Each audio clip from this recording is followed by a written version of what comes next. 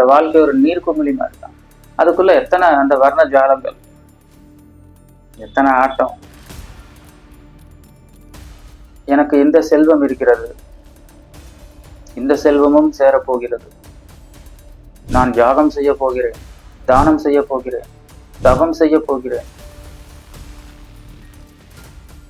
யமதர்மராஜா அவர் நினைச்சாருன்னா ஒரே நிமிஷத்துல எல்லாமே காணாம போயிடும்.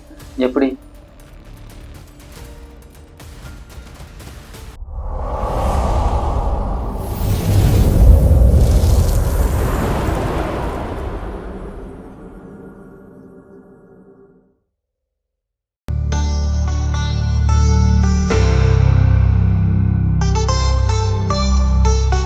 விட்டாத ஞான தெளிவையும் காட்டி ஐம்புலன் தன்னை அடக்கும் உபாயம் இன்புறு கருணை இனிதன கருளி கருவிகள் ஒடுங்கும் கருத்தனை அறிவித்து இருவின தன்னை அறுத்திரல் கடிந்து தத்துவ நிலையை தந்தனை ஆண்ட வித்தக விநாயகா விரைகழல் சரணே. குரு பிரம்மா குரு விஷ்ணு குரு தேவோ மகேஸ்வரः குரு சாட்சாத் பரபிரம்மம் தஸ்மை ஸ்ரீ குருவே நமः. அசதோமா சத்ஹமய தமசோமா ஜோதிர்ஹமய மிருத்யோமா அமிர்தம் ஹமய. ஓம் சாந்தி சாந்தி சாந்தி. எம்மை பொய்மையிலிருந்து மெய்மைக்கும் இருளிலிருந்து ஒளிக்கும் நிலையாமையிலிருந்து நிலை பெற்றிருக்கும் விட்டு செல்வாயாக. ஓம் சாந்தி சாந்தி சாந்தி. அன்புள்ள ஆன்மனே அன்பர்களே வணக்கம். இறையருளும் குருவருளும் என்றும் உங்களுக்கு குறித்தாக. இன்னைக்கு நம்ம சமய வகுப்பு சத்சங்கத்துல பார்க்க போறது ஜெகத்குரு ஸ்ரீ ஆதிசங்கரர் அருளிய பஜகோவிந்தம் பாடல் 11. பாடல் படிக்கிறேன் கேளுங்க. மாகுரு தனஜன யௌவன கர்வம் ஹரதி நிமேஷாத் கால சர்வம் மாயாமயமித மகிழம் ஹித்வா பிரம்ம பதம் துவம் பிரவிச விதித்வா. இதுக்கு என்ன அர்த்தம் அப்படின்னா, செல்வத்தாலும் சுற்றத்தாலும் இளமையாலும் கர்வம் கொள்ளாதே, காலன் அனைத்தையும் ஒரு நிமிஷத்தில் கொண்டு போய் விடுவான், மாயாமயமான இதையெல்லாம் விட்டு பிரம்ம பதத்தை அறிந்து அதில் புகுவாயாக. அதாவது செல்வம், இந்த செல்வம் எப்படின்னா, அந்த செல்வம் இருக்கும்போது ஒரு பகட்டு வரும். நம்ம எந்த நேரத்திலையும் ஒரே மாதிரி இருக்கணும். அந்த செல்வம் சேரும் போது ஒரு பகட்டோட இருக்கிறதும், சுற்றம், இந்த சொந்த பந்தம் சுற்றம் இதெல்லாம் இருக்கும்போது, இந்த பேக்ரவுண்ட் அப்படின்னு சொல்லுவாங்க இல்லையா, அந்த மாதிரி இருக்கும்போது ஒரு விதமான கர்வம் வரும்.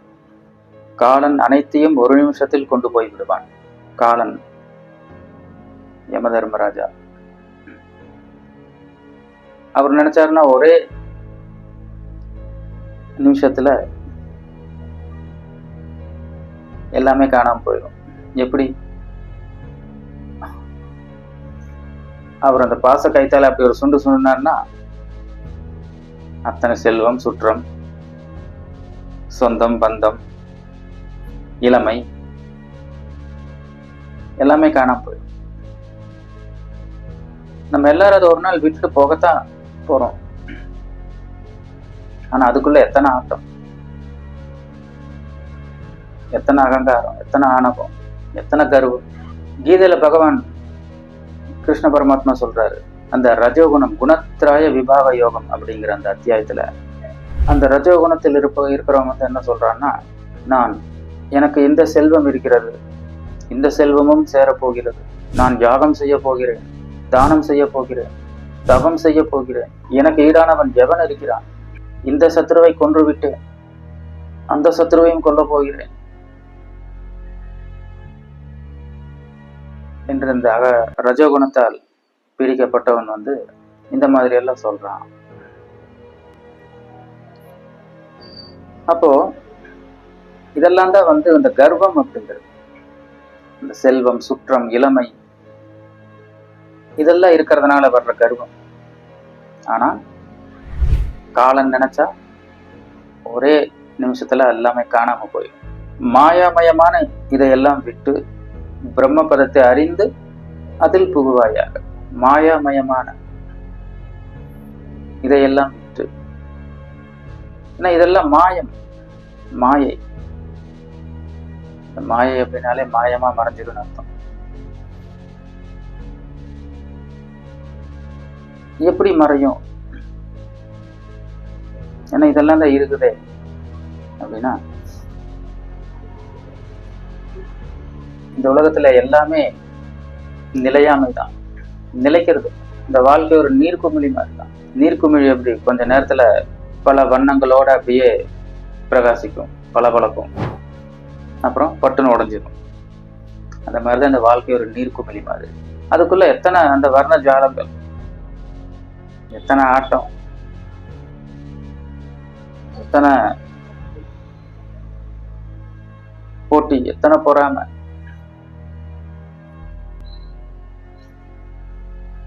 ஆனா போகும்போது யாருமே எதையும் கொண்டு போறதில்லை. பிரம்ம பதத்தை அறிந்து அதில் புகுவாயாக. பிரம்ம பதம்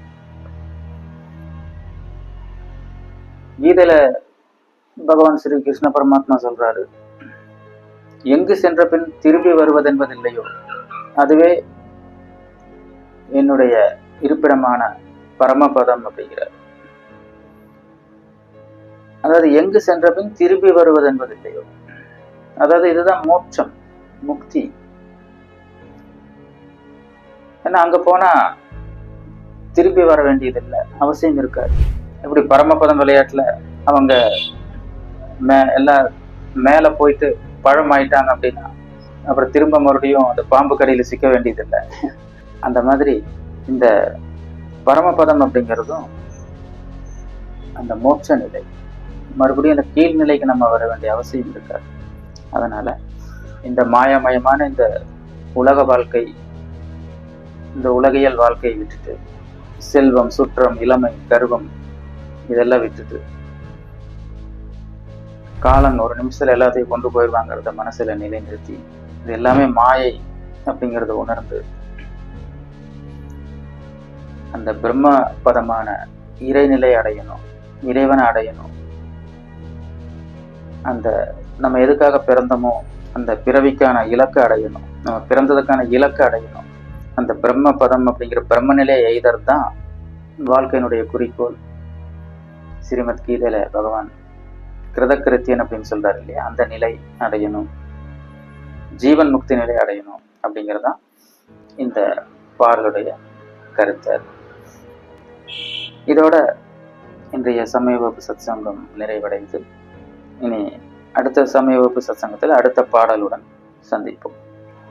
सर्वे भवन्तु सुखिनः, सर्वे सन्तु निरामय, सर्वे भद्राणि पश्यन्तु, मा कच्चित् दुःखभाग् भवेत्। ॐ शान्ति शान्ति शान्तिः।